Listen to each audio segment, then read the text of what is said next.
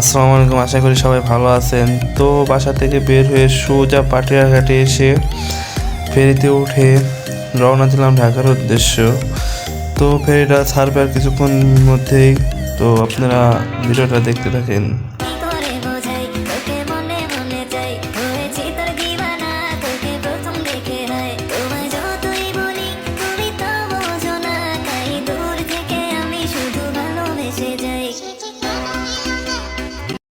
তো ফেরি দিয়ে ওঠার পর ফেরি ছাড়িয়ে দিল, ছাড়ার পরে যে একটা ভিউ, অস্থির একটা ওয়েদার।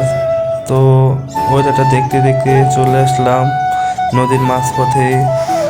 তো ভিডিওটা সবাই বেশি বেশি করে শেয়ার, লাইক, কমেন্ট করবেন। আপনারা সবাই ভিডিওটা এনজয় করতে থাকেন। ফেরি থেকে নেমে সোজা চলে আসলাম বাসে। বাস থেকে রওনা হলো সাভারের উদ্দেশ্য। তো সবাই ভালো থাকবেন, সুস্থ থাকবেন, আর আমার জন্য সবাই দোয়া করবেন। আল্লাহ হাফেজ।